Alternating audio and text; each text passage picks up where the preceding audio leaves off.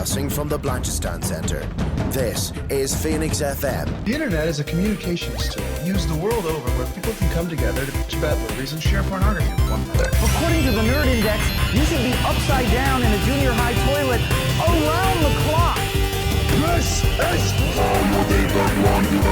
We'll do it live! Todd goes in, Todd goes out. Never miscommunication. It's over 9,000! My name is Foxy.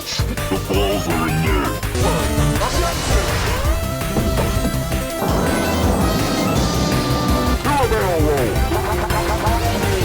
Don't face me, bro! It's a trap! I'm a fire in my time to Hey, Charlie, wake up! Oh, God, oh, man.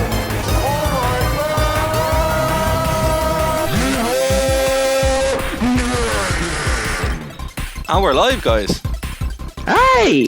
How's everybody doing? Yeah, this is a lot easier now that I have control over the actual stream. So it's not like it's just working. Please God, make it work. And if anyone's in the chat, let us know and we can read them out here as well. So let's start this. Keen, how are you getting on? Very well, thanks. Had our first social distancing picnic with our cousins yesterday, so in a very good mood. Thank you. Oh, fantastic. Katie, how are you?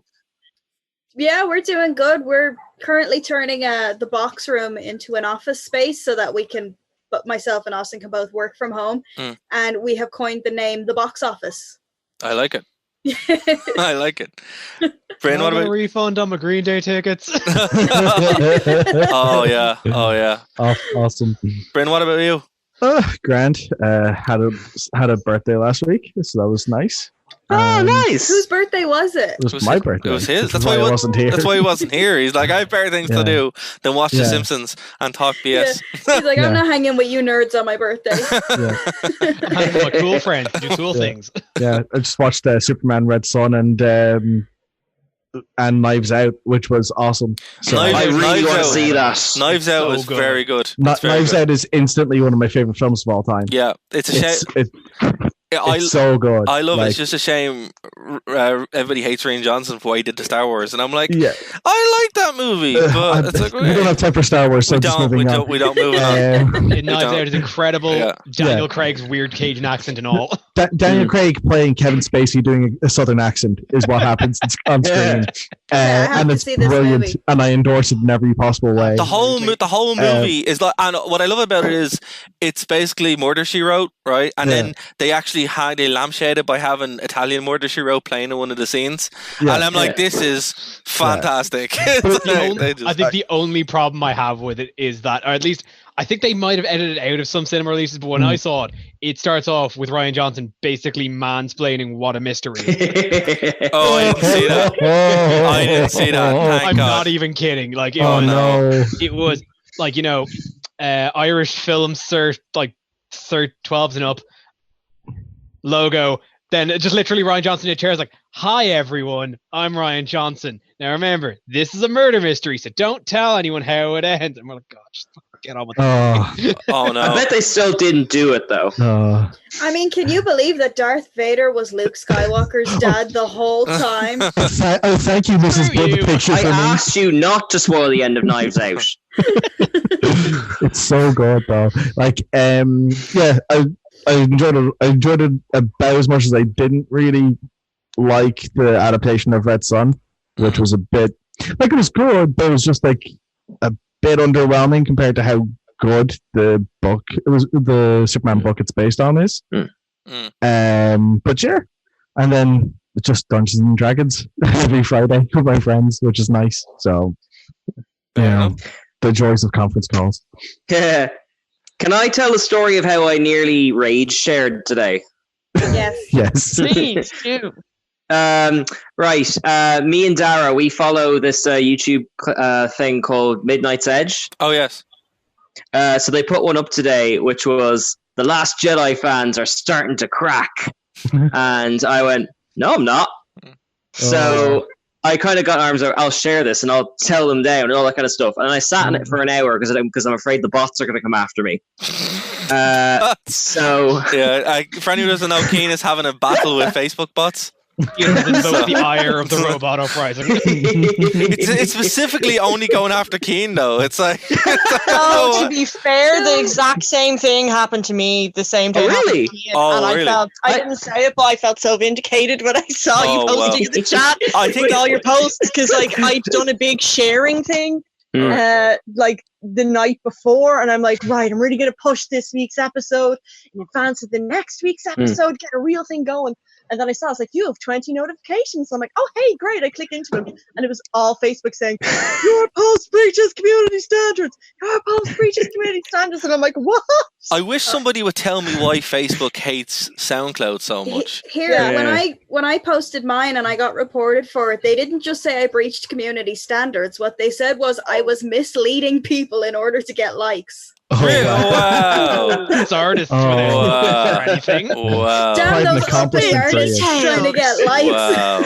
Damn this like voluntary work. I wouldn't mind, right? Okay. Here's the I'm shocked by that because SoundCloud seems to just Facebook hates it, but I'm in a bunch of groups like all the way through. So I've seen it in like tech groups and I've seen it in the Roman history group where it's just flat out spam porn. Literally. I was like, how did that get posted? And it's just like, how does this get posted? Yet something like SoundCloud instantly. No. It's because they're jealous of their talented rappers, Dara. That's why it's probably why. SoundCloud rappers, it's their fault. It's their fault. Absolutely. Well, look, for anyone, that's a best plug. We're on SoundCloud, we are, but the best way to share it is Spotify and YouTube, I suppose, so you don't get hit like Keen and Lisa and Katie did, obviously. So, Dara, you're fine. Yeah, that's because I don't post SoundCloud links ever. Also, just to spite. It's because of the volume of reports that the three of us got pretty much at the same time. I think somebody new started working like at the Facebook like content screening factory or something like that. It was just like, I'm going to show everybody how good I am at my job and control all the content. Everything's spam, and it's like. Or because it was all at the exact same time, kind of in the same frame of time, like pictures of Prim got flagged. Like, I mean, like Prim's mine. I made her. I was just going to say that, like, it's somebody we have wronged in the past. Yeah, I think it's a mutual friend that we all have that hates all of us. And could be. How dare they be successful? Well, we do have a conspiracy show on the network, so you're right. That's the first day that went up. This sounds like a job for a conspiracy podcast to break down. If only we had one. If only we had one. We could do a Knives Out whodunit. Could we do I saw actually to plug your thing, I saw you put up like a vote for what your next episode to be about. Could we put up a vote of suspects for who was like did this? Showing up our videos? We need to cross-reference all of our mutual friends. Exactly. We need like a Millhouse board with the reverse vampires on it and stuff. However, through the looking glass here, people. I do request we email Daniel Craig to be on our Zoom chat to be like, right, he needs to reprise that role to break the person. That would just be it. But in all seriousness, though, I think that you just need to exact revenge by posting all shared links to Twitter instead, and just like with the hashtag saying Twitter's better than Facebook. Hashtag Twitterbook. Yeah. Or you could use reclaim MySpace. Just bringing it back. Bebo, man. Or you could just use Minds. Yeah. Which is, is there and doesn't content. It's weird, all right? Like, so many people I know work in content management, but they all like got time off for this COVID, thingamajig. And I don't want to say it because we'll get flagged. The disease thing that's going around, and the happening. But yeah, it's just like, and they're like, yeah, well, we've got a bunch of time off. So what probably happened, I'd say, is someone wrote really dumb bots. And it's just flagging everything because, like, I'm like, there's no way. Safe than sorry. It's just like if SoundCloud block. It's like that's it. There you go. Welcome Day's our done. Overlords. Day is done. Literally 2 lines of code. Oh, ridiculous. Anyway, SoundCloud block 9 out of 10. 9 out of 10. Like that's it. All right. Well, Kev, how are you? Your show's being recorded next week, right? We're still doing the intros. Exactly. Your show is dropping next week, right? Dropping. I think it's dropping the 1st of June. That's the schedule. Okay. Fantastic. Recording soon. It's coming. It's coming. We're going to keep teasing it. It's coming. Any minute now. And Lisa, we can't see you, but how are you going? I have no eyebrows. I cannot be seen. That is fair. That's the No, rule. I've just reached that point of lockdown where I'm like Mojo right now, just lying like surrounded by like Pray for empty Mojo. packages of bread and beans, and I'm just like I can't like function It's as a like human the anymore. 6th stage of quarantine where your body dissolves into a group of hamsters. Like I'm amazed Bryn doesn't have a beard, because me and Keen, who normally don't have beards from the quarantine, from lack Even of caring. I've got a beard. Exactly, you just can't see it because it's hidden. Well, I'm not wearing it right now. Oh yeah, so that's what you mean. You were doing your eyebrows. Just shaving the beard. Right. Taking the beard off and putting it back on. You got a balloon beard. Ooh, It's an idea. an idea. That's an idea. Your Kofi thing's still up. I'll pay for that. Balloon beard? it is. No, I have to get back on that. I have a backlog of that also. Patrick Swayze balloon figure. Exactly. It needs to be done. Coming. It's coming. I promise. Little balloon arms folded. So we're just waiting. Yeah. Waiting. Stern frown on his face. It will be worth it, Yeah. I promise. Lisa, after this, we need to have a chat about Ghost. I still have lots of feelings.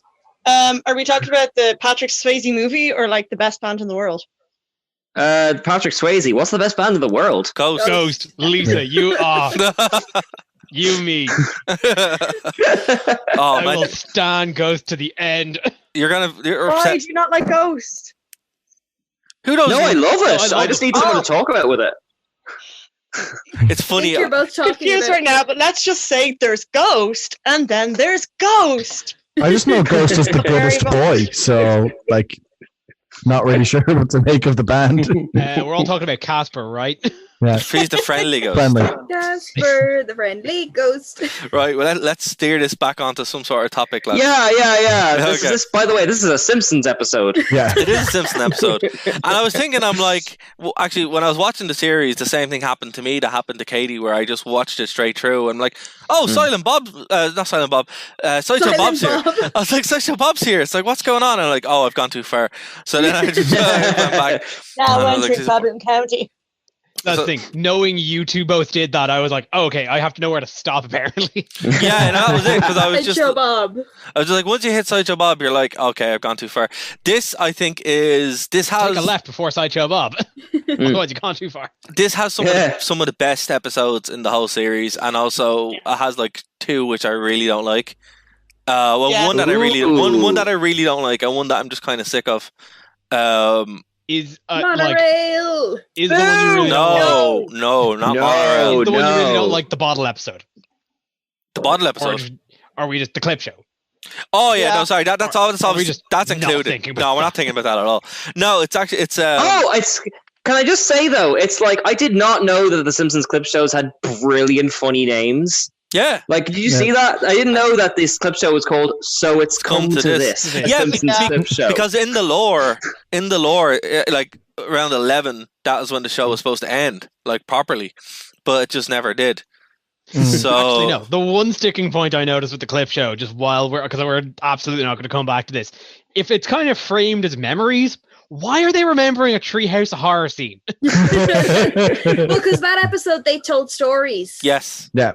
So it's not like the current ones that have no true line. At least this one has some kind of true line to it. Again, we're still at the point where this all is probably actually happening outside of one instance. Yeah. All right, we're on the radio show. Save that for the conspiracy show. Yeah. I tell you, people better vote for time travel on that. I don't want to talk about flat Earth. Seriously, Guys, I voted for Flat Earth. Keep the votes man, going. If you're doing Flat Earth, bring me in on No, that. I don't want to talk about My flat dad Earth. is hardcore. No, please, no. Talk about time travel. Vote time travel. No, I want the Mandela effect. Okay, well that's fair. That's a fair one too. Mandela effect. The Mandela whatever effect it is interesting. That's a one too. That's what I want. So vote for either one of those. And you can vote over on the page. Just don't vote for flat Earth. I'll go absolutely mad. Just talk I'm about AJ gonna Styles. use my spam powers to create a whole load of extra accounts to vote for the Flat Earth. You see, I actually wrote a little thing that stops that from happening. So it should be fine. Yeah, 1,000 spam bots writing 1,000 votes for flat Earth. There's a spam. Facebook, we need you. There's a spam bot blocker on it, so you can't do that. We need the face bots. Yeah, and there's a captcha as well. So don't worry. I thought about that ahead. Best of times. Exactly. With the blurst of times. So look, straight off the bat, right? I just want to say that I really don't like. I really don't like the clip show. Obviously, that says it. But there's another one as well. Selma's Choice has moments. Like, it has the really good part. I am the Lizard Queen, which is fantastic. Yeah. Oh, that's one of the best. I love that one. Okay, why? Tell me why. Duff Gardens, the whole Okay, hold on. Right. Duff Gardens is amazing. That whole sequence is phenomenal. Everything around it is very sad and depressing. You leave Jub Jub out of this. I don't like Jub Jub. I love Jub Jub. No. Jub Jub. His one goal in life is to have a nice flat rock. No, the collection of potato chips that look like celebrities. Singing "Ding Dong, the Witch is Dead" on the way to a funeral. That's inspired. Is that not Sir, just would you like another place tray? Yeah, please. Fantastic joke. I did really enjoy that. See, but there are good jokes in it, but it's not one of the like overall. I'm like, oh, this. It wouldn't be one of the top ones, but like, Homer, please, cares not for beans. Another How one. do you do it, Homer? Well, you get a bed sheet. Yeah. Another one. Marge, I would like another one with a sandwich, please. Right. Another one How can I stay mad at you? Another one that I don't like because of the ending of it, which is a shame because it starts off the best. Camp Krusty. The ending of it. They go to Tijuana. They do, but there's no kind of resolution. It's like, oh, it's really good. I agree with that. It's a very Family Guy ending. It just kind of stops, and that's one thing that bugs me. So when I was watching it again, I'm like, oh, Homer the Heretic, I really don't like. I think it aged pretty bad. It aged pretty badly. I relate so much. Oh, I love it. It's very relatable. Katie, is there a particular reason you relate to it? Well, because we were raised so religious. Like in my family, we were raised Mormon. So when we finally stopped going to church, when we decided don't want to be in the church anymore, it was very much like you're a heretic, you're going to hell kind of thing. And I relate to that so hard.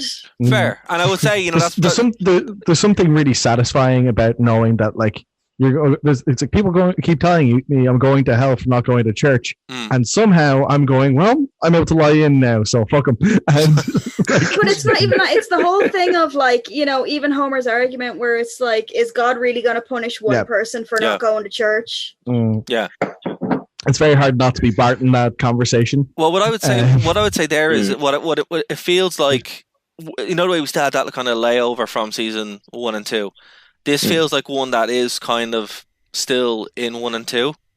It's true, but I think it's funnier than those ones. Like, I love him bringing the animals.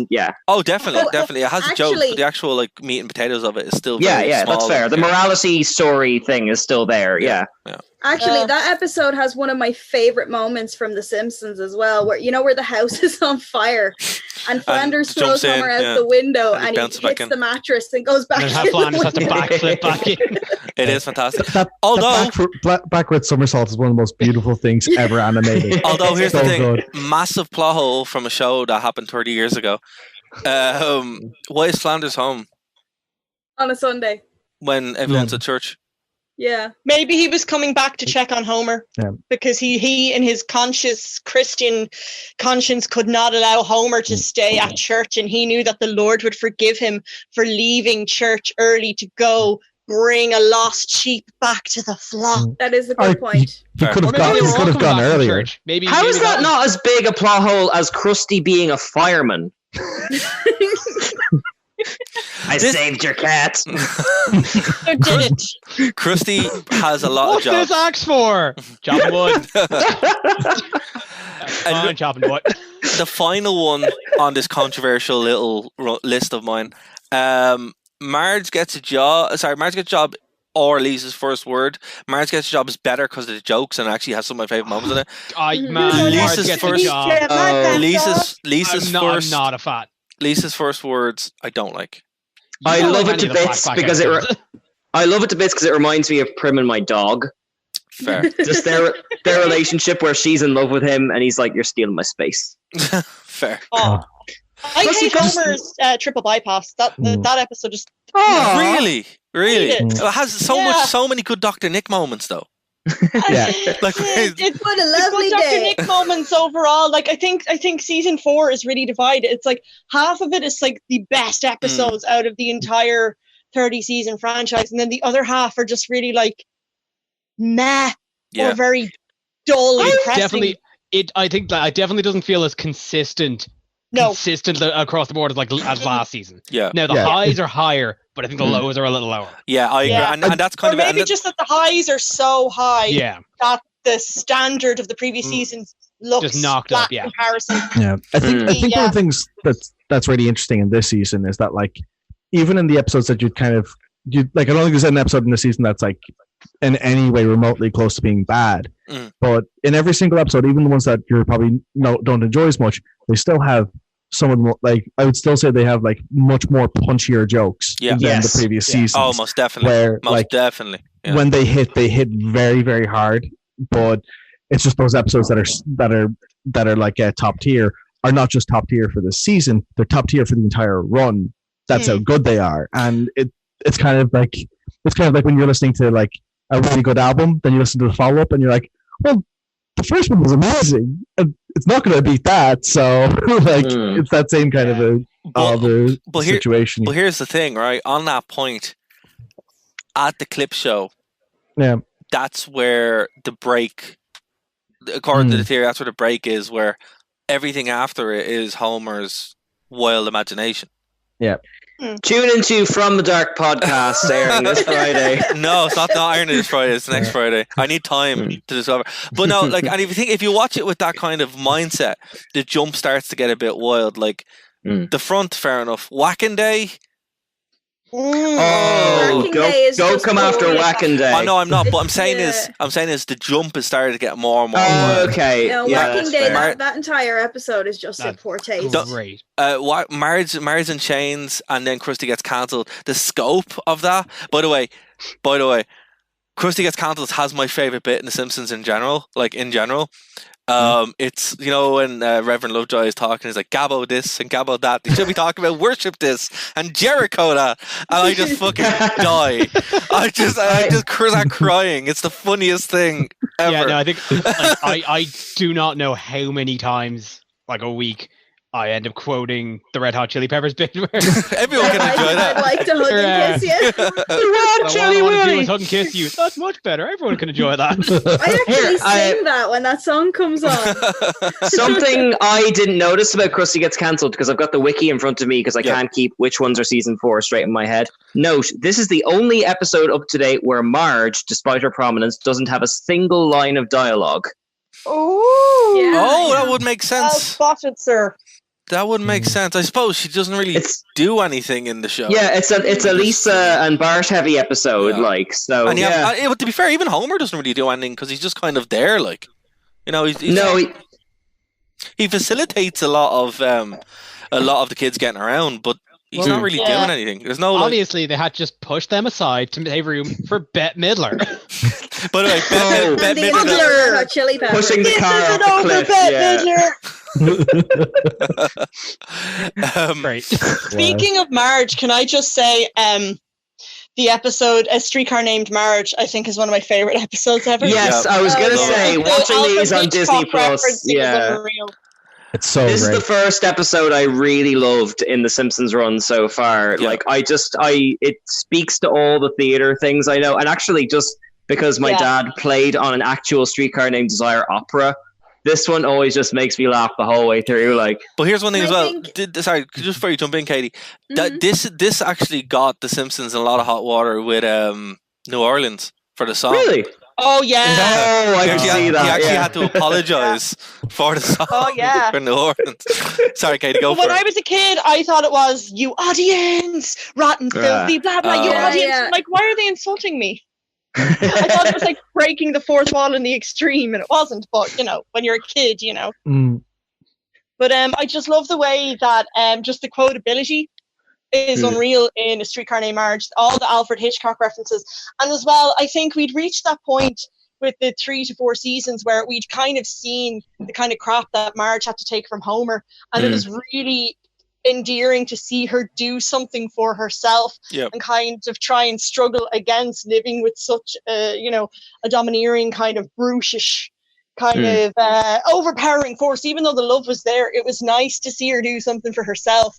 And it was funny as well that she was kind of paired with Flanders, and it was kind of similar to her and Jacques from the previous seasons, where are they going to have an affair? Are they not going to have an affair? I just thought there was this kind of little nuances that showed ultimately the test of like Marge and Homer's love. Yeah, you're right. And actually, Homer is forced to actually learn a lesson in some respects. Which, when she went off to Rancho Relaxo, he did not. No, not at all. He actually learned it this time. He did, and it's really poignant. And he just but I love I can't remember his name. Is it John Leguizamo who plays what's the director? John Lovitz. The director. John Lovitz. Yeah, and it's John Lovitz. Stop bothering my lunch. I've had 3 heart attacks and I'm aiming for a 4th. Yeah, so good. I had a director like that on a play once. Really? I had a director like that on a play once. I have to say, the scariest person ever that I dealt with in anything like that is costumes designer. Costume designer in Game of Thrones is the scariest woman you'll ever meet in your life. So watch out. Can we also address the Great Escape with Maggie? Yeah. Okay, hold on. Also has the best sight gag of all time. Yeah, like the Ayn Rand School for Tots. Yeah. Now that upset me, but it's okay. I let it go, and I'm like, you know what? She's right. Teach them. She's saying, "I am a leech." Exactly. Teach them objectivism. Start them young. This is fine. It goes from like the Great Escape into Mission Impossible into Birds. Yeah. It's amazing. It's so great. There's a few things more haunting than that. So much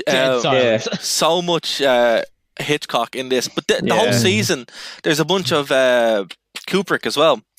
We get one of the most famous ones in Duffless. Yeah. I'd hands down say that's probably the best Maggie subplot that there is in the run as well. Without much in the way of competition for it. It's Maggie's really shining light. But what else could they really do? Because like as you said, the family was so kind of tied up with this this Marge centric plot really that anything else would have taken away from it. So having Maggie pretty much just do something that didn't require dialogue, and it is very side heavy, is actually quite a smart idea. I always think Maggie just kind of works best as just kind of like standalone silent comedy bits. I think that's where she really shines the best. So it's better to not have a whole kind of plot revolving around her. Yeah.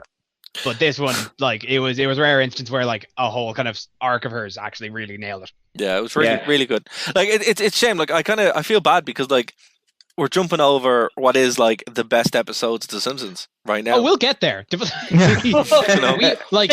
we're just kind of nitpicking right now. We'll get there. But yeah, just talking about Streetcar Named Marge.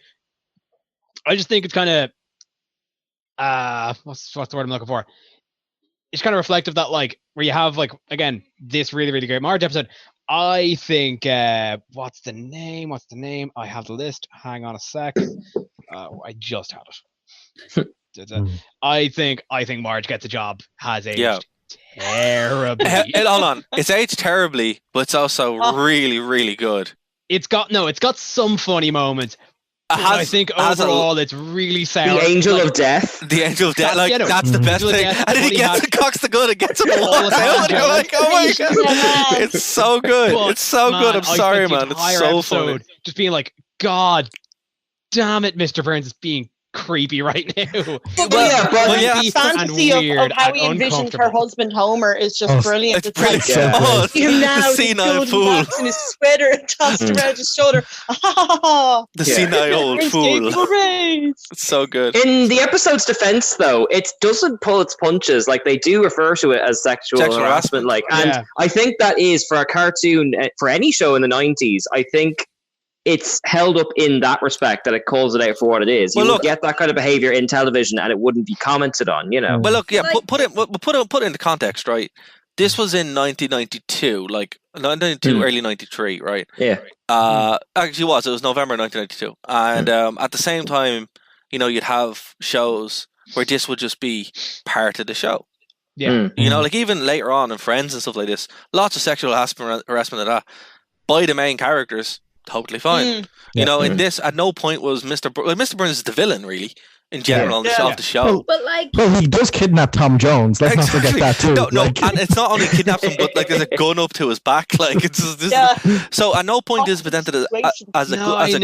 It's just there's something like it just kind of felt uncomfortable to watch at some points. That's fair. That's fair. I'll give you that. And then having him kind of incur no real repercussions for it. Like it felt a little hollow. Yeah. Well, and the Bart subplot with the wolf also feels very series 1 and 2, even though it is brilliant to have Willie fighting the wolf. It was a little forgettable. Oh yeah, go ahead. Sorry, it's like the moment when you realize that Willie is jacked as all hell. Yeah, he just shredded. It's like, well, but I actually thought that was when I was watching it again. I didn't realize that Bart subplot was there. I thought it was much later on, so to see it there, I was like, "Oh, this is the one where he says, "What? Oh, my ovaries!" Yeah. Loud. That's our secret word of the day. It's like her claws really hurt. She crushes rocks with them. Get him off. It's brilliant. Protect your baby. She must be after I only ate one egg. I only ate one. But what, like, okay, maybe it's not so forgettable.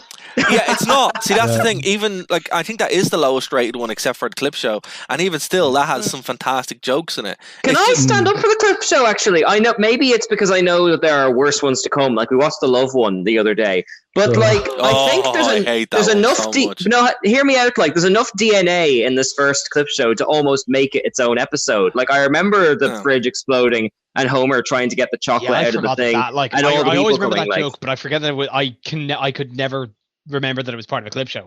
That's the thing. I was the same. I was like, where does that come from? That's a weird joke to just have floating. And then you're like, oh, it's in a clip show. That's why I don't remember it. But here's the thing, like they were still trying with this. Again, I thought they were still like, oh, you know, actually, here's a good thought experiment for you before you jump in. Imagine watching this in 1992 and week after week getting these super high tier shows new. That's amazing when you think about it. You're like, wow, this was just a weekly television show. Yeah. I know it still is, but you know, it was a good weekly television show, you know? Yeah. Yeah, it's very strange to think about, but then again, you have to also take in the context that this was like South Park back when it was going out. This was really upsetting people, like. Oh yeah, no, this completely. This was the zeitgeist. Yeah. This was pop culture. Like, take it from the Mormon kid. I wasn't allowed to watch it. Fair. Look, to be fair, Katie, we shouldn't have been watching it as kids. You're like, in reality, like when you're going back and watching this, and even I've said it before, but Bryn and myself are wrestling fans. We shouldn't have been watching wrestling at the late 90s, but we did. Because our parents didn't know what it was, and that was the truth of it. Yeah. I won't say which one, but we just watched a later from the series Treehouse of Horror story, and as kids it didn't bother us. As an adult, it made me very frightened and uncomfortable. I wanted to see if anyone watching can figure out which one it is. It's after season 4. Oh. Do you know what though? I have never seen a Treehouse of Horror episode that was more disturbing than Dark Stanley. Oh god, that wasn't even a Treehouse of Horror episode, was it? No, it was just a regular episode. But they just put it in at the end. Yeah, no, that actually made my brother cry. Yeah, when he was a kid. Dark Stanley? So Bart tells the kids this story about like an old cafeteria chef that like. Oh yes, this is like much later. Yeah. But it's not just the story; it's the animation and the music and everything. It's just really creepy. Yeah, it's almost like Coraline or something. I don't know why I can't place it. I'll have a look at it later. Episode Yokel Chords in series 18. Oh, that's why I haven't seen it. Okay, it's the one where Lisa like adopts a band of hillbillies. Yeah, okay, and they all sing music. I have seen it. Yeah. I just thought I can't place it though. I'll have to watch it again. You should look up that Dark Stanley clip. Yeah. I will. I'll check it out. Yeah. So moving forward here, right? A lot of dream sequences in this, but a lot of really good dream sequences in this. A lot of really like before we get to the clip show, there's lots of cutaways and there's lots of gags. So the shows kind of get beefed up a bit. My favorite one actually for this is Last Exit to Springfield, where they're like, what happened to the union leader? And he's just in the football pitch. Oh, yeah. Last Exit to Springfield is my favorite episode of the series. It's fantastic. We're waiting for him to turn up safe and sound. And everyone starts laughing. But also, you know, where he's like, where'd you get that scar? Oh, in the strike of 86. He's like, where's my burrito? Yeah. It's fantastic. It's fantastic. There's someone on YouTube who took that moment and remixed it to the rap song Candy Shop. And it's absolutely wonderful. I don't know if it was just one guy had thought of the idea of like repeating phrases in somebody's head is a funny thing, because that come up a lot this season. The dental plans, dental plan phrases. OJ, orange juice, Sheriff Lobo. Yeah. Kind of like cyclical memory. Those kind of cyclical memory phrases. Yeah. Hired goons. Sleep, clown will eat me. Iron helps us play. Hello, Joe. Oh, well, you can't talk about dream sequence and not talk about, because we were talking about kind of thing into Hitchcock into this. They go Yellow Submarine into Tim Burton Dark Knight. Oh, that is one of the best ones. Is when Lisa's getting the braces and he puts the mask on, and it's like the Yellow Submarine. It's so good. Watch out for the canopy drawer of Queen Victoria. The big book of British Smile still gets me though. It's Lisa in the sky. Why do you make this? Some lies. No, it's just like, so it's like, is Maggie sucking on a pacifier? No. Liar! Brilliant. Lisa, I will introduce you to some instruments to make them more appealing for you. We call this one the scraper. This one the pointer. This is Lisa at age 21. But have any of you guys ever had braces? I did. Yes. It is exactly like that. It is, yeah. Literally.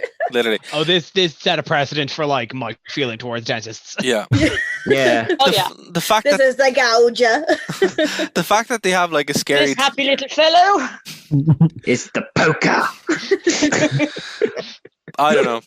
I to be fair, like I was expecting when I got my braces to have the big book of British Smiles. It wasn't there. It was like one of the first disappointment with The Simpsons. The second big one was when Hooray for Hollywood wasn't in Guys and Dolls. Still should be in there. This is going to be welcome to our recurring segment. Still be in there. Just gonna say. Start a change.org petition. Sign up.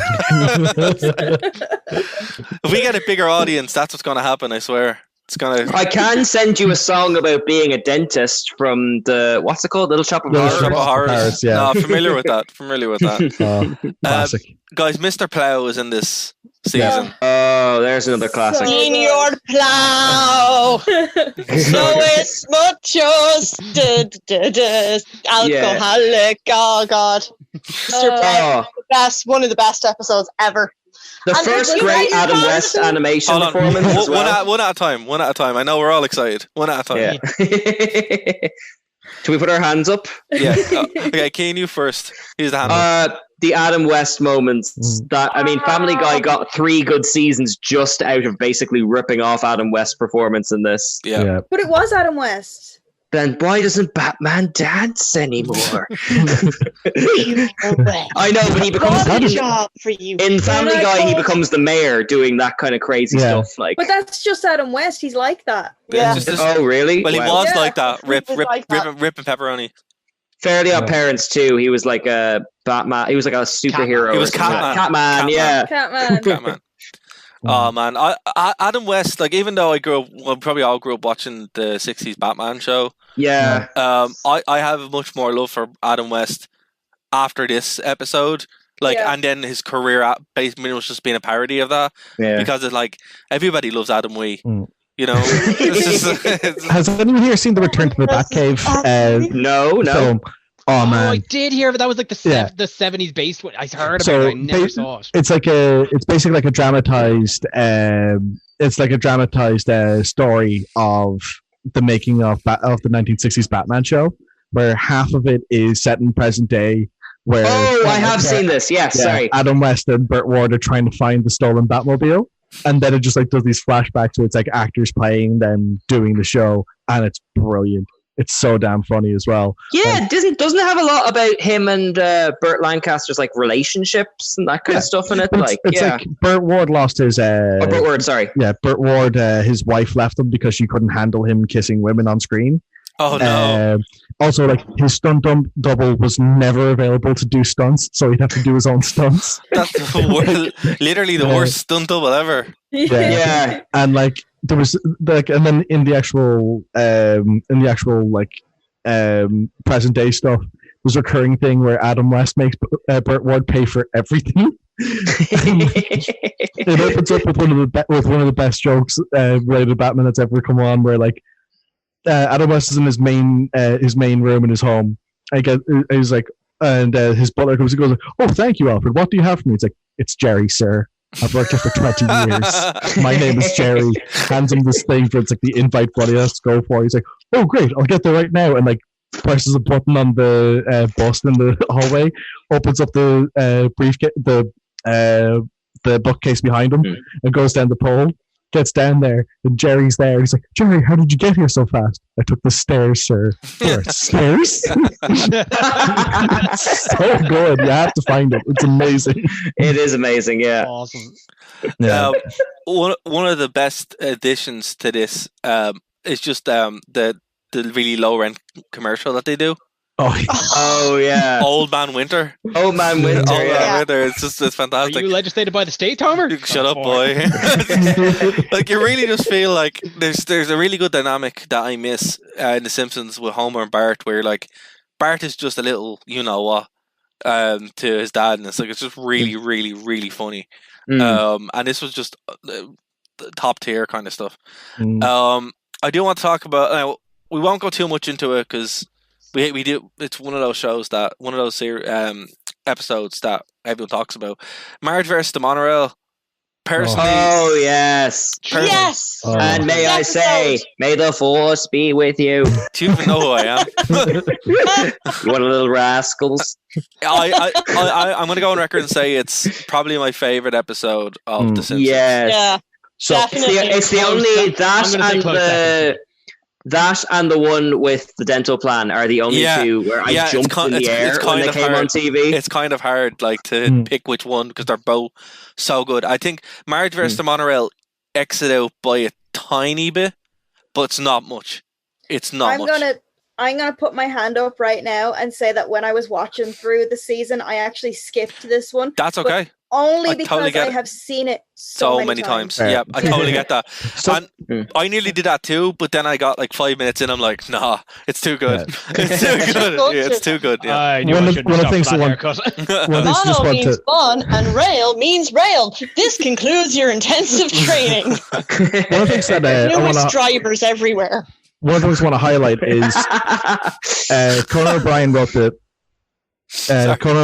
the episode for this. Yep, and he was terrified. He thought this was going to ruin The Simpsons. Yeah. Oh, he was pitching it since series 1, wasn't he? Yeah, he was, and he was convinced it wasn't going to work. He also wrote the song, the Monorail song. Yeah.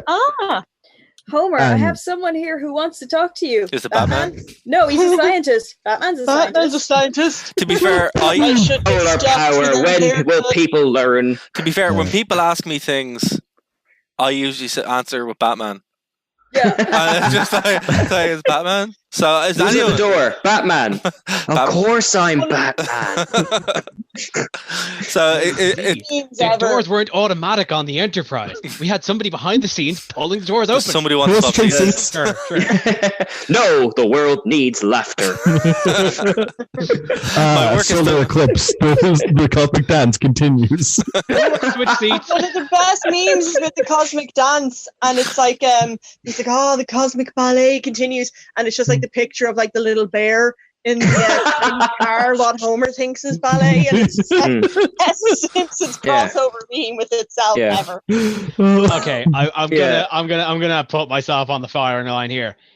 It's my second favorite of the season, eked just barely out by The Front. I like the front. I like the front a lot. I adore the front so much. That's the episode I saw the least growing up on TV for whatever reason. That's the one I had least appreciation for as a kid, but now really appreciate it. Which one is that? I can't recognize It's the one it. where Bart and Lisa write the Itchy and Scratchy script, but then they don't get it through. And they They get just put it Grandpa. under Abe's name. Yeah. Hey, stop! Oh. You can both marry me. I had a 6-shooter in my garter belt. They pay me $1,000 a week to tell a cat and mouse what to do. That is probably my Things are too favorite. loud. I am not a crackpot. No, that's probably my favorite bit is where Homer just imagines him wheeling Grandpa up to the mental hospital. Be like, la, la, la. It's just there's something about because like knowing that all of the Simpsons writers are like science degrees and like philosophy PhDs. When like the head of Itchy and Scratchy Studios is given out to them all for being Harvard alumni, Yeah. that's just the writers calling themselves out, and that's hilarious. It's like, hey, you sing FL Harvard. You know the thing. It's a shame that Roger Myers is never as funny as he is in this episode because, like, firing the writers, and then when Abe says, "Oh no, we're doomed," he's like, "What? I wasn't listening," and now I gotta go. Oh no, we're doomed. This was the first time I ever saw an Itchy and Scratchy cartoon, and I hated it. I didn't like it one bit. You people I will should all be say- ashamed. Actually, I must say the Itchy and Scratchy cartoons, and that'll make me deeply uncomfortable. The first really good laughs I got were Elvis shooting the TV, and then Scratchy wearing his own fur, and then getting beaten up by the fur protesters. Yeah. But at least they were onto something. They were onto something. Is this the one with the most episodes of Itchy and Scratchy in it as well? They really, if you include the ow hee as well, and the movie as well. Yeah, so they Gaga. the Itchy Scratchy movie that hits on so many levels. It's actually like scary because like pre-internet. Maggie learns to drive. Not well. There's a pig driving a car. A dog driving a bus. Oh, wake up. He still hasn't learned how to be a police officer. So that Can we talk about Wiggum for a second? Because like early on, he is just uninterested in his job, and later on, he becomes more Homery. I'm not sure where we quite are on that scale yet. It goes from like cynical to stupid. Like he's breaking, he's opening nuts with his gun. I think we're into Homer. Well, see, I Love Lisa, I think, is the one where he crossed that line because not only is he stupid, but he's horrifically corrupt. Where he's like making Homer's life hell, and you're like, well, man, you've just gone from not the clamp on Mrs. Hoover's car. Yeah, but he also fears an actual uprising when Homer mentions it. An actual uprising.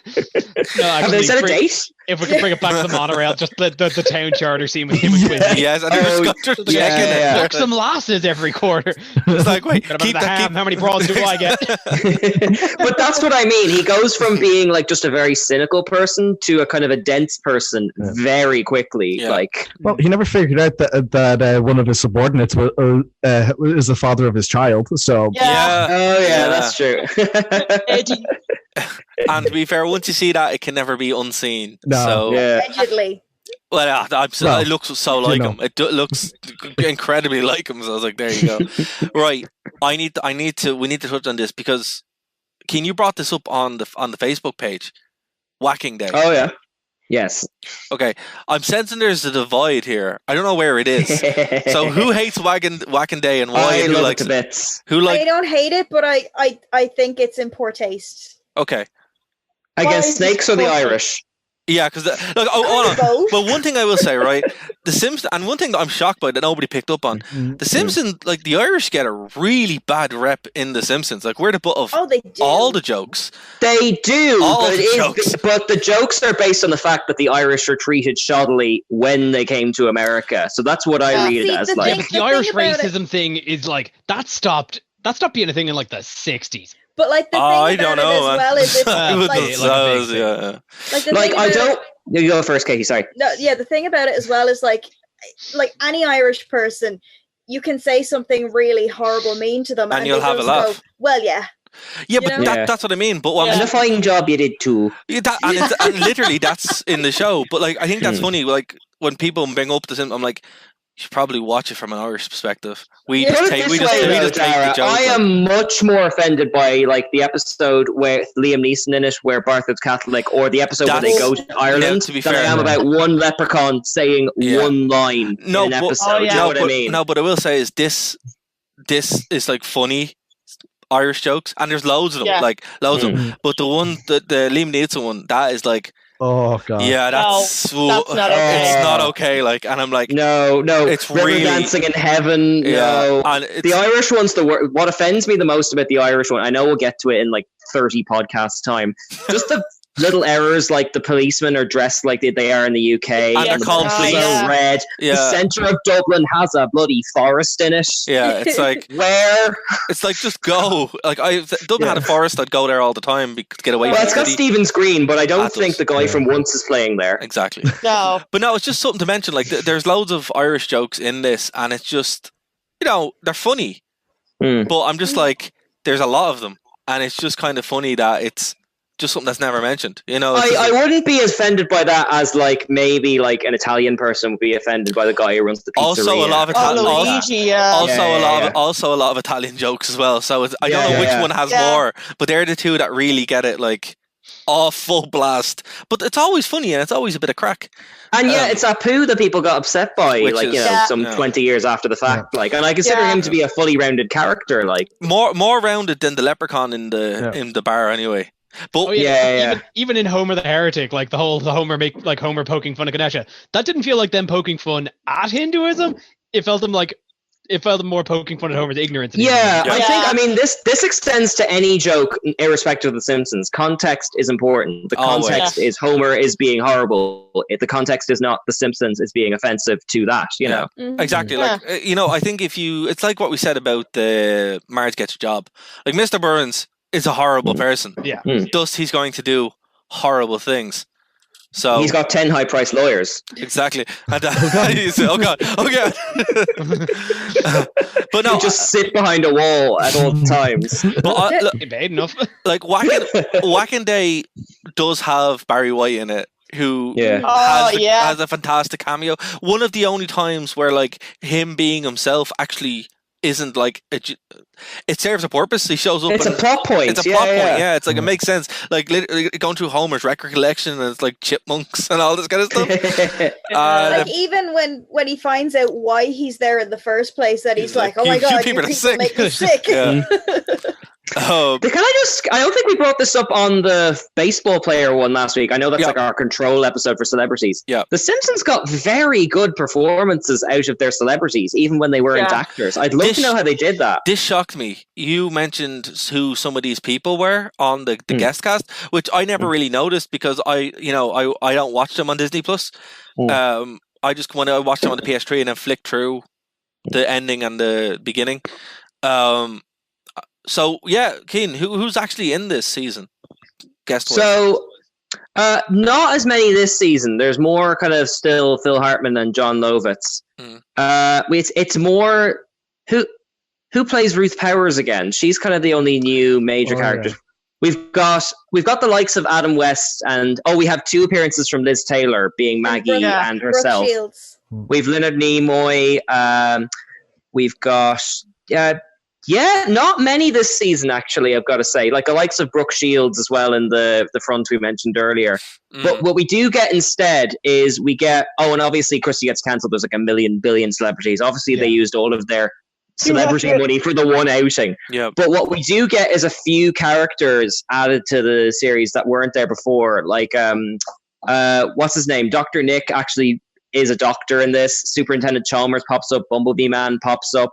So we've got a lot of characters popping in for Ralph actually gets a story as opposed to being a background character. Yeah. We get a lot of characters who are either introduced or taken from the corner and made into characters, The universe gets a lot bigger very fast in this one. One thing, right? I love... Oh, and Tom Jones obviously getting hit by being held at gunpoint as well. That should be worth mentioning. Pre-beard Tom Jones. Yeah. So I will say, Brother from the Same Planet is great.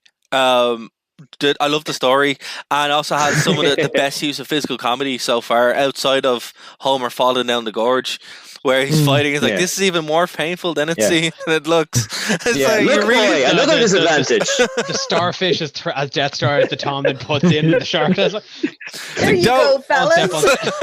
It's such a good, well-written show. It's one that actually feels later. When I went back and watched this, I was like, oh, this is season 4. I thought this was. I assumed it was like series 6 or 7. Yeah, same. Yeah. It feels. This was one that got played constantly. Sophisticated.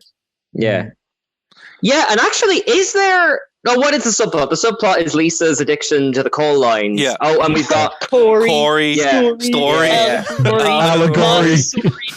Which gives us one of the best Skinner gags, which is him going to the window and, like, again, the Hitchcock house talking to him, like... This doesn't fit me anymore, mother. I'm allowed to be in school. I work here. I'm a grown man.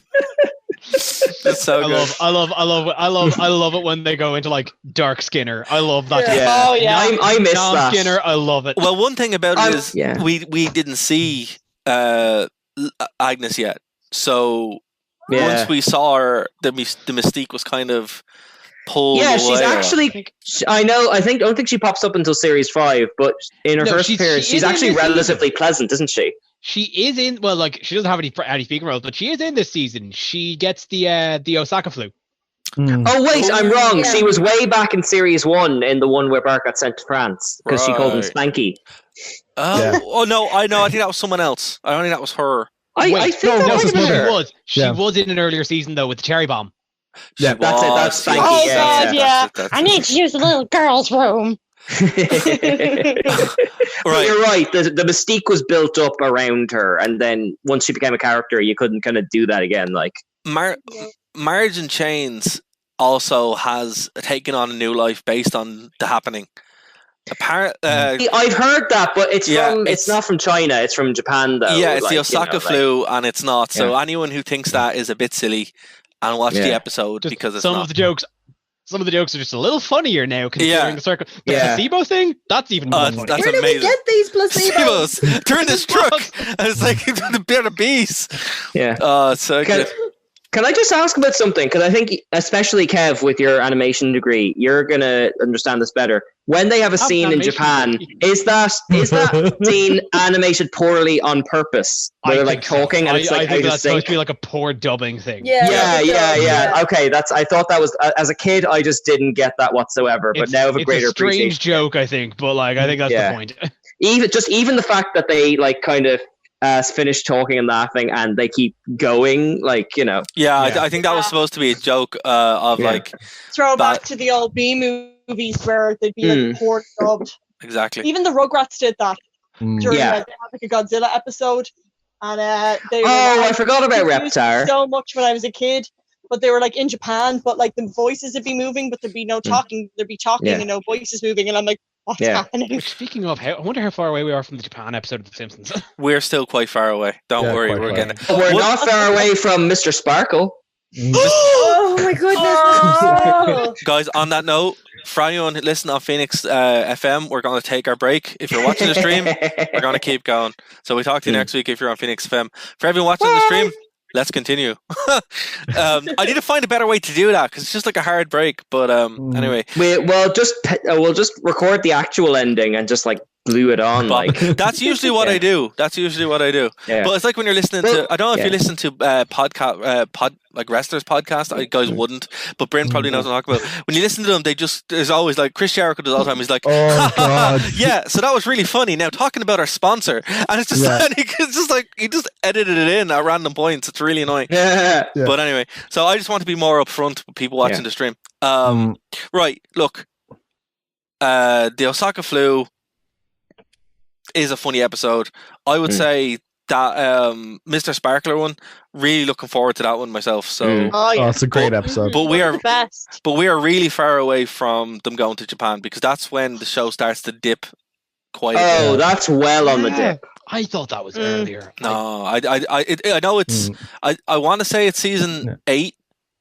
but I don't. No, think it's later than 8. Yeah, I think it's for me. The curve starts after the 10-year special where they do a Behind the Laughter, and it's well after that. I love Behind the Laughter is one of my favorite ones. Oh, that's great! Is it but season 10? Then it starts curving off. Yeah. I had a moment there the other day when I was watching this, and I was like, I wonder if like after all this is done, we could have a look at like the movie. I'm sure that fit in around like what we're watching at some point. No, the movie didn't happen until like season 18. It's like, I guess we're just not doing that then. Yeah. No, like when the movie came out, it's like well past its prime. But the movie, the movie was the kind of saving great throw for the Simpsons that just didn't work, Yeah. But it was probably a case of where at that point they were saving all the best jokes for the movie. I think that's what happened. I think that's what they were doing. They just kind of pumped it all in. That's why the movie's pretty good. But like, it's okay. Yeah, well, it's got an Irish character in it. Colin, is that He's Colin? Not Bono. My dad's not Bono. My dad's not Bono. Oh man, which is a very Kalini specific joke that I find hilarious. Yes, I agree. As someone who went to school with one of Bono's kids. Oh wow. My just name drop that there, Ian. I'm just saying it's a gag that hit home. My driving instructor loved to tell me about how he taught Bono's kid how to drive. Oh, I'm just saying, if you're near Killiney, like it just gets brought up a lot. Everyone has a Bono story. Yeah. It's like an Irish thing where you're allowed to complain about Bono and brag that you met him.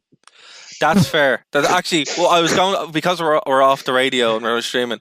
I remember when my bus would. Remember buses? Remember buses where you could get on buses? Buses were a thing. Buses were a thing. It used to be on the way in when you'd come in from the north side into Dublin, past going into up by Guinness's, and there was a power box, and just written on the power box there was Bono was a pox. And I was just like, this is one of the most iconic. Like Dublin phrases ever. Bono is a pox. Is a pox, and it was there for years. And when it was taken away, I'm like, that should have been framed and put in a museum. This is like the best thing ever.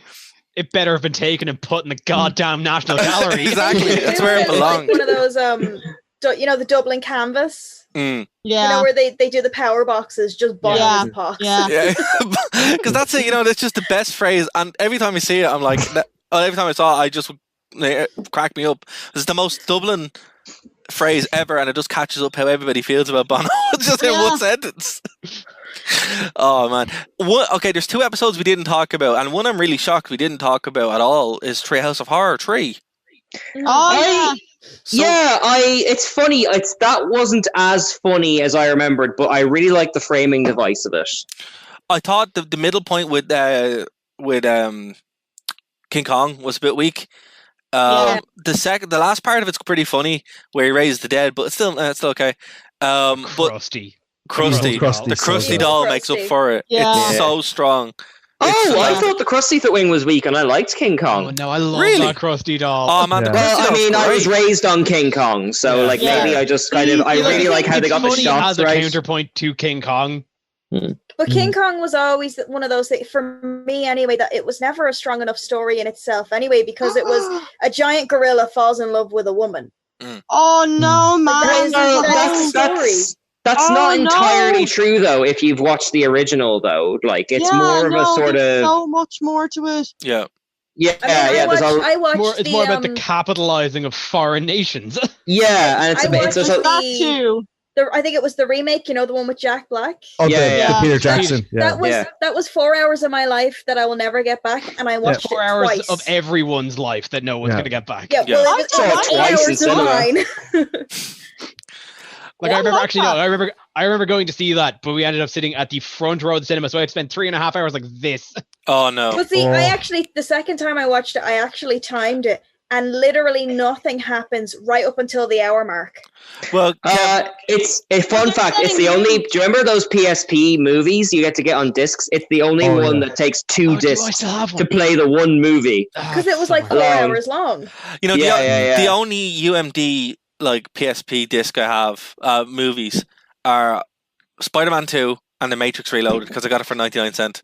Those are the only ones you need. I got you beat. Resident Evil Apocalypse. Oh, that's a good show. I actually love that movie. That's exactly the movie you need on a road trip. Yeah. See, I'm a sucker. I've got 20 of them.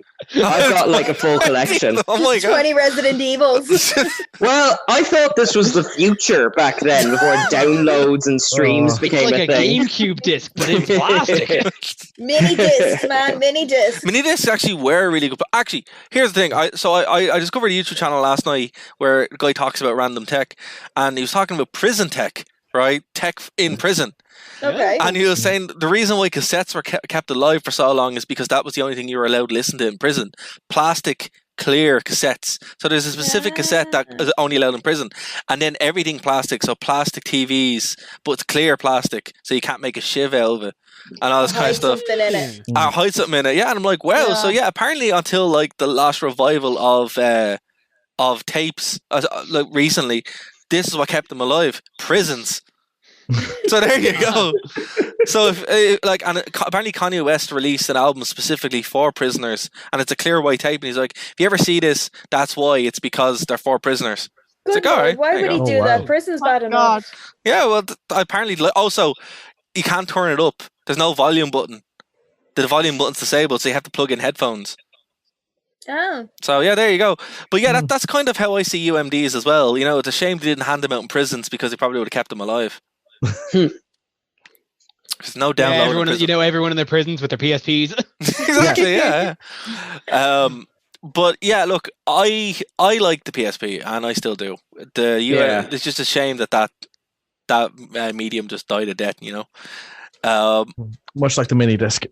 Mini disc was cool though. To be fair, the quality was pretty decent. But the thing about the mini disc that's interesting is like it was still propped up for a very long time by reporters, because it was great for live recording before the iPhone. Before smartphones ruined everything. Basically. Yeah, literally. Like, I actually have a bunch of mini discs. Have them as players still. My dad was mad into them. He loved the mini disc, and it was used a lot. Even when I started college radio, mini discs were everywhere. I was like, all right, this is weird. And then it's like, oh yeah, because they're for live recording. So yeah. And then the smartphone came along, and as Brent said, ruined everything. Yeah. Like the internet objectively got worse once everyone had a smartphone. Yeah, for sure. For sure. Now everyone's on the internet. Yes.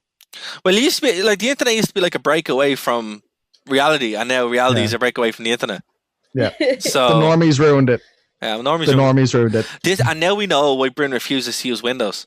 Yeah. Damn us normies, us filthy casuals. Filthy casuals. It's nothing about being a filthy casual. There's nothing wrong with having a casual interest in anything. There's nothing wrong with being filthy. Hygiene's very important. Well, nowadays, on the internet. Nowadays, after the incident, of course, the happening, the event, exactly. The event. Remain indoors, everyone. The M. Night Shyamalan happening. Exactly. You know what? To be fair, right? Run from the wind. To be fair, if the happening was, if what we got to happen at least to be interesting, we get to go outside and meet people, so that'd be more fun. Well, The happening did predict someone getting fed to a tiger. That's true. Maybe that was the confession. Harold Baskin. I am alive. What did he know? What did he know? What a twist. What a twist. What a twist.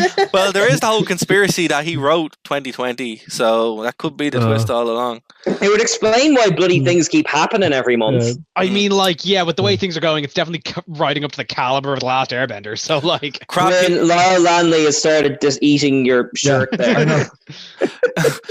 Well, look, guys, apparently crab people are the next thing to come, so... Yeah. Well, we got the murder hornets, so why not keep going with the animals? Actually, actually, they're only murder hornets if they come from the murder region in France. Otherwise, they're just sparkling killer bees. This is true. This was something else that was predicted in that Osaka flu when they knock over and knock the bees, so... Maybe. The flu and the bees. The flu and the bees. It's like, watch out, guys. But Darryl, we don't have to worry unless they nest specifically in hounds, and then when the hounds bark, they shoot bees out of their mouth. They're really in trouble. Oh, they're defending themselves somehow. Maybe these murder hornets are just the placebos. Yeah. So we should eat them. Oh. How can we get these placebos? Oh my god. One final episode which we didn't talk about. It's not like the most sexy one. It's not the most fun one. Think on sexy thoughts. It does have some good. It does have. That's a weird word to use, Dara. Well, you know what I mean. It does have some funny jokes based actually on that. Where they go to the USO show and they get Little Miss Springfield and not Miss Springfield, and they start. Oh, I love that one. Little Miss Springfield, which one will it be? Yeah. Me! So it doesn't have it doesn't have the best plot. It's not. It does though. It does. It's one of my picks. I love it a bit. Okay. You know what? I know an MB. Sorry. I know an MB. Please talk to it. Lisa, you go first. I think I think right. So overruled, 100%. I just think the quotes, and I think the whole thing is a parody thing of the pageant thing, which is huge. Yeah, it's really creepy. It's huge, but there was just so many little kind of gags, like Bart when he's wearing the high heels trying to teach her how to walk, and she's like, "You really think I can win this thing?" And he's like, "Hey, I'm starting to think I can win this thing." And then like when the false eyelash extensions, and they're like, "Eyelash extensions, I thought they were illegal." Not in Paraguay. Barney and the Duff blimp crashing it, like I do like the song. I like the song. The song is super good. The best part of that entire episode, and he's got like the pickle. Or like when there's the talent portion of the beauty pageant, and it's just like one of a Pooh or his cousin's like daughter. It's a Pooh's niece. It's Sanjay's kid. Yeah. Sanjay's kid doing that really long like drum solo, and I'll never have the recipe. And they're the only parents standing up clapping at the end. I'm looking forward to being that parent. Someone left my cake out in the rain. And I love when Krusty's like hosting of the entire event, like, because by that point Krusty's kind of been established as like this washed up kind of has been kind of TV host, and he's very self-aware, and the show is very self-aware that there's no glamour to this, and he's just there like, "Oh, this is always death, and get to know the girls personally. Get to know the girls' personalities." I do find it funny how it managed to parody Little Miss Sunshine like 10 years before Little Miss Sunshine came out. Well, Simpsons did it. Simpsons did it. Simpsons did it. Yeah. And you know what? The anti-smoking thing, I think, has aged very well. Like, you know, that's fair. Mm-hmm. That's fair. Like it is genuinely creepy when they're throwing them from a truck and all that kind of stuff. Yeah. And Maggie just takes out her pacifier and puts in like a little cigarette. Like, But here's the thing: I'm sitting there like when I was watching that, I'm like, why isn't Marge stopping this? Well, funnily enough, I think this is the pivot from early on. Marge is like the social justice crusader, and now in this episode it's Lisa, and from now on it will be Lisa. Well, forever. Lisa already had her run with when she took on Washington. Yeah. So she's been established. Okay, that's fair. She doesn't like Lisa doesn't lick it off a stone, so it makes sense that Marge kind of has that kind of streak to her as well. Yeah. You know? We didn't really talk about the one where Ralph is in love with her, or Duffless either. I know we touched on them, but okay, yeah. I forgot about that one. Yeah. Which one first? The Ralph one. Yeah. Ralph. They did the choose you. They did the mash. Did the Monster Mash. Did you push the wrong? Actually, we forgot New Kid on the Block, where the neighbor Bart fancies moves in. Oh yeah. New Kid. That's good. It's fine. Fun fact about it's that got one. Mo charging around with a knife and Homer stewing in all-you-can-eat restaurants. It's absolute classic. Now my pants are chafing me. About that episode, Bart actually gives Mo the wrong address. Yeah. In the heart attack one, 742 is opposite Reverend Lovejoy's. I've seen people talking about this before. Yeah. 742 Evergreen Terrace. How do we not talk about that? Bad cops. Oh yeah. I think this is the I first. can put my whole fist in here. Wow. Tiger rustling. They were on the pop. They were on the pulse. Way before. Wait, maybe if we like Nostradamus this out, this whole series is like predicting 2012. How many times we got here, Dad? We're through the looking glass, people. We you don't stop want to bring recording this to here. your conspiracy show. I'm telling you. Stop recording here, then start recording another into the darkness. I never like. What do you think you've been on, Kev, this whole time? Paying attention to the episode? I can't escape. Oh man, I don't know. There's just a lot. It's all starting to line up now. You know, starting to line up now. You're just going to have to paste on random Simpsons predictions to the bottom of your vote and assume it won. Did the Simpsons predict everything? Yes. Yes. The answer is yes. Okay, but like seriously, like I want to talk about the Ralph one because it really gets me in the feels from both points of view. Where I've been on both sides of it. Where I've been Ralph not getting it, and I've been Lisa sort of like having the awkwardness. How do you guys like respond to this? Like, yeah, it's like it kind of highlights the friend zone before the friend zone was even a thing.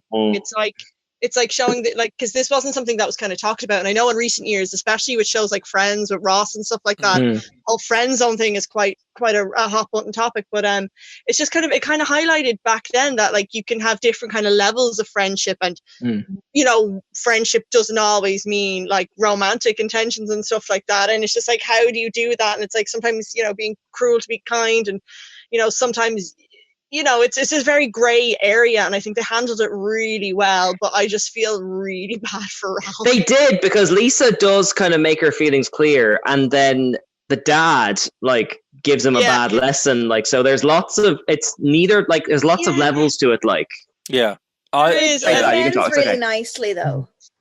Yeah, and I'm gutted that Ralph didn't keep acting, because it's a nice little hero moment for him, like.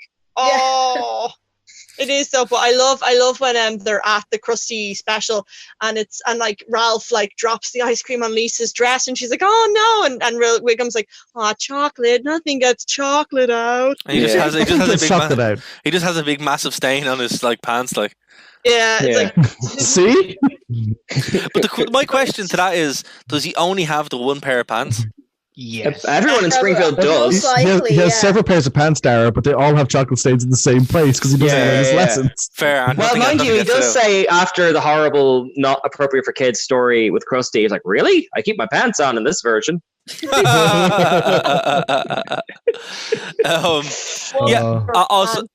like the book ending of this, where it opens and ends the same way, with the DJs messing up and playing Monster Mash again. Yeah. So it's nice, you know. Okay, look. It's not one of my favorite episodes, but it does have a lot of really good moments. And again, we said this with pretty much all of them. Like, I think the difference between The Simpsons now, at this point in season 4, everyone's going to have their own reaction to certain episodes, and we've seen that even with the 6 of us. We all there's some that we all love. Monorail, obviously, being that one. Monorail.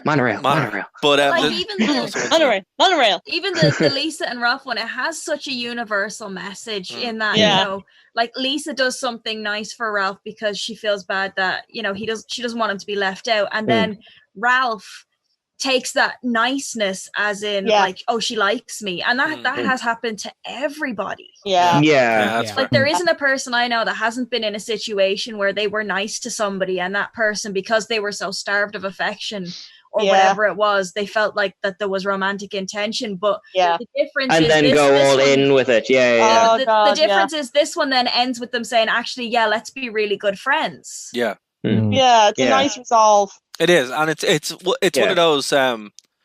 Again, this could have been earlier on. It could have been in season 2. It even could have been season 1, actually, without the jokes. If you take all the crazy jokes out of it, it does have a lot of its heart still very much in it. With the duck. It doesn't feel the duck walking off with a it has the message, but it doesn't feel as ham-fisted about it as the early episodes did. It feels like the perfect model for what they were trying to do in the earlier seasons. Like they really hit their beats with this one. I think like this has your perfect combination of both, really.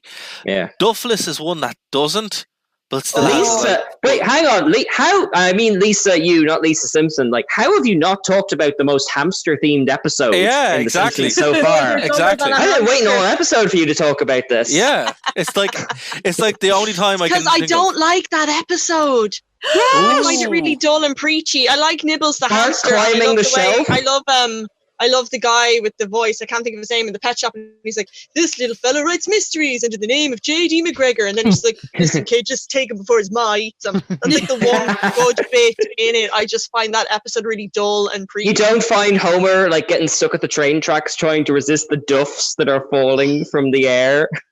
It just didn't do it for me. Store. I just found it too buying pornography. To be fair, look, okay, I agree with Lisa in some sense. The actual like main plot is quite dull, but it has some excellent, like it has the best setup of the whole series. Like the opening segue where Homer's on this quest and he has to fight the spider. And he's like, God, yeah. I like, thou shalt not pick throws a rock at him. And then I can't believe, I thought you were going to say like the quality guy in the Duff Brewery and Hitler's head going by in his hair. He's actually, as well as that, there's actually on, I don't know about on other streaming sites, but on Disney Plus, the ratio is off. And so when they say like, here's Duff Dry and Duff Light, and the other way it pans out and they're all coming from the one pipe. Yeah, I noticed that. It's cut off so you can't actually see the gag. I noticed that more in the one where Bar had a crush with the neighbor because entire people's heads were disappearing and all that kind of stuff. Like, and this is why, for educational purposes, theoretically, you always sail the high seas. Yeah.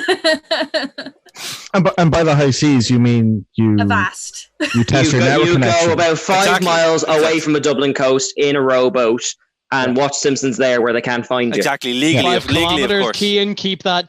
International waters. You're in international waters. I can call it what I want. I know, and then you bring yourself a nice little portable DVD player or UMD discs if you have them and watch them that way. Yeah, and a generator, because I've made that mistake before. You've gone out to sea without a generator. Again, we have to remind you, we are talking specifically in an academic and theoretical fashion. Yes. He would never actually go to the high seas to are actually watch fishermen. No. You don't row out without training. No, definitely. Theoretically, of course you don't. Theoretically. Of course. You know. For educational purposes, of course. Yeah, of course not. Not educational. No. Definitely. All right. But always use a VPN. Academically speaking, it's the best option you can have. In theory. In theory. I'm surprised you guys didn't talk about Gabbo more, actually. Gabbo. For some reason, I remember Garbo is coming. For some reason, I always remember Gabbo being a bigger part of that episode than he is. Yeah. He's always trying to think when the kicked in.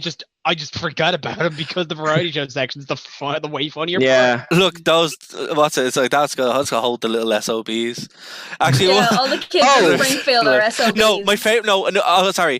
While it does have my favorite Simpsons moment ever, it also has one of the best like little sight gags as well. Where after that, and then Kent Brockman says, "Oh, that's what holds the SOBs," and then it cuts to a paper and it's like Gabbo still celebrated. Kent Brockman fired. Oh, I thought you were gonna say like Mayor Quimby, like with the bodies like flushing up on the river, like Mayor Quimby says, I've used public funds to murder my enemies, but I'm a bad widow boy. And that's the newspaper. It's like 4 bodies wash up on like Springfield beach. Oh, that's brilliant. All right, guys. Well, look, we've gone about an hour and 20 minutes on this, so we need a rating. What would you give this season? Season 4. What was last one? Last one was about 8.5. Yeah. I'm going to go 7.5. Ooh, it's going lower. As I said I said off the top, the highs were higher, but the lows were a little lower. Okay. Right. Keen? See, weirdly enough, if I'd just seen this series, I'd have given it a 9, but I'm slightly about halfway through series 6 now, so I'd say I'd give it an 8, like last week, only on the promise that there's better to come. But a lot of my favorite episodes are in this season. Right. This is the first season where usually when we'd watch it with dinner and we'd watch 2 and we'd be fine, but this is the first season where we're like, another, 5 more. Yeah, like, you know. Exactly. Yeah, you just kind of marathon through. Katie? Yeah, I'd probably say about an 8.5 minimum, just because, and I'm not, I know Kev said the lows were lower, but if we just leave those out of it, because the good points were so high. good. Yeah. Bear in mind that we're going to have bad seasons, and this is going to become an 11 in about 10 series time. Exactly. That's why we're doing it this way. That's why we're saying the context. So we keep it like fresh in our mind how good the show was. Bryn?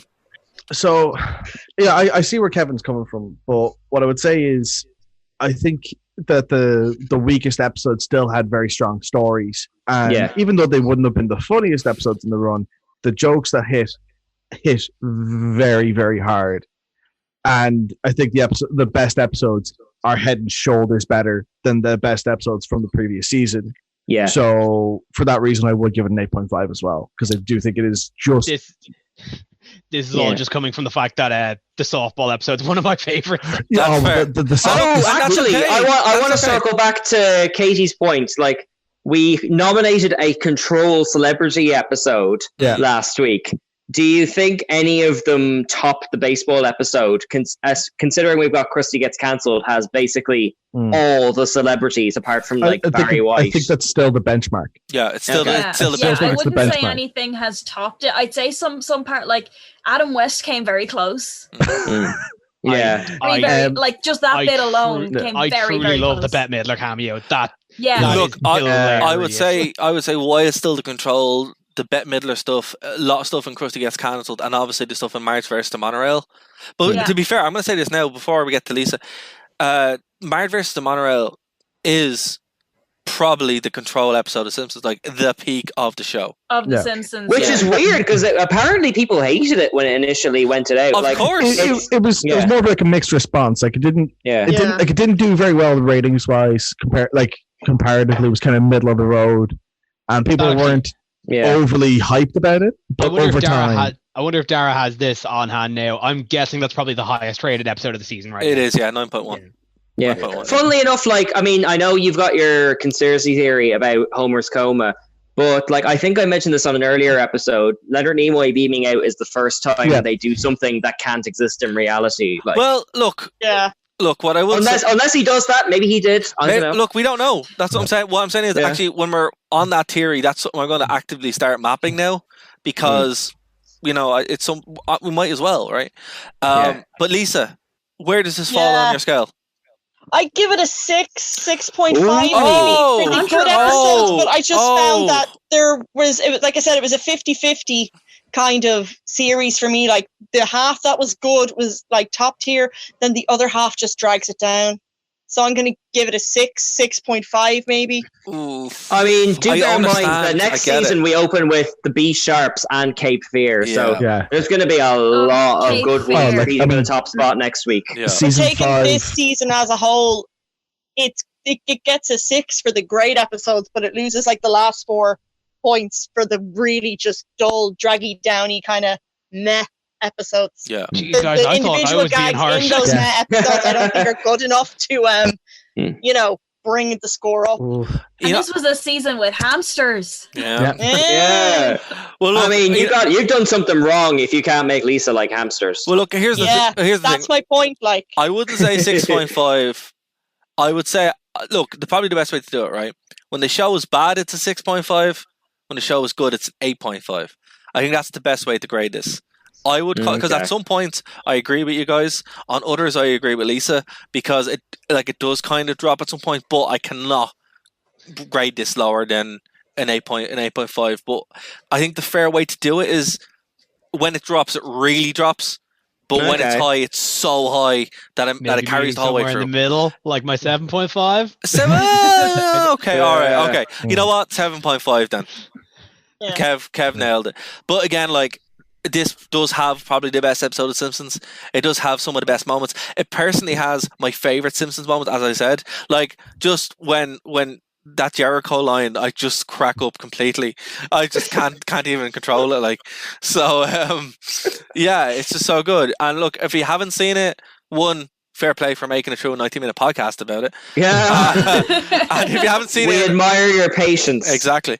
And if you have seen it, watch it again. You will not be disappointed.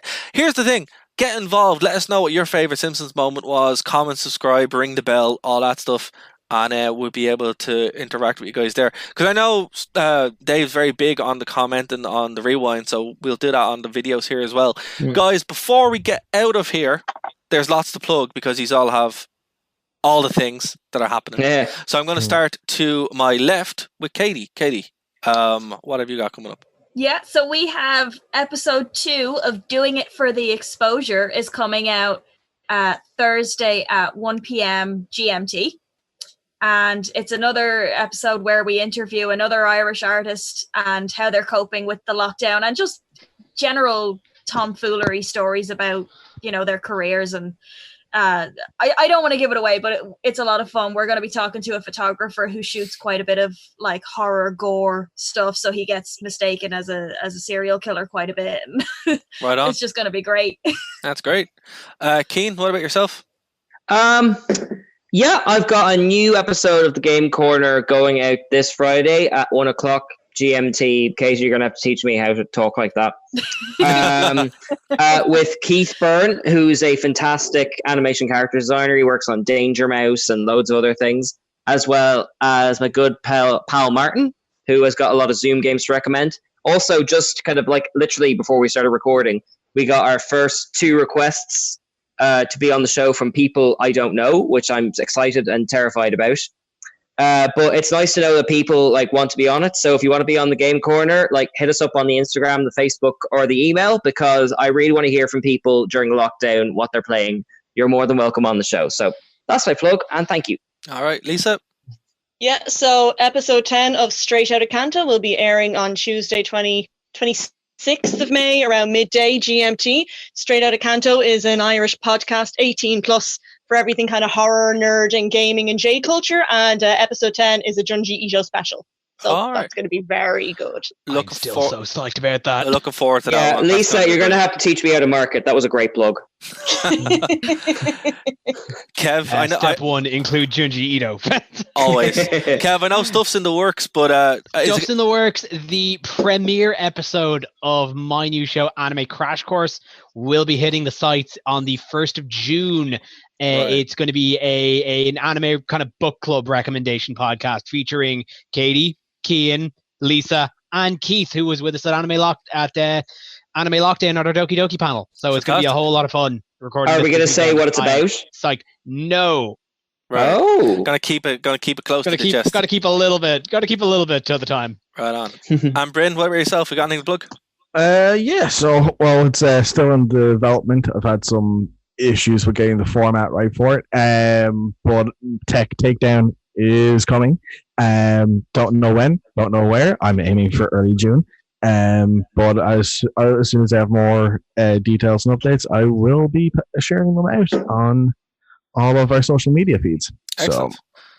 Okay, and guys, that is the best way to keep in contact with us. Facebook, Instagram, nerdtoknowmedia.com. There's some updates coming from it. I'm working on a built-in stream player, so you catch the streams directly from the website. But Nerd to Know Media is the best way to reach all of us, and then through there it filters to all the Facebook, Instagram, all that kind of stuff, because we have so much content all the time. And if you're watching us on Facebook, if you're watching us on YouTube, subscribe, hit the bell, because there's so much content coming. I've been working through some older content, so there's a lot of reviews, a lot of special reports, stuff that people aren't even expecting is coming up soon. So look out for that. But for everybody on the show, guys, we have been Nerd to Know Media here on Nerd to Know Basis. We will talk to you next week, same time as always. Bye, guys. Bye.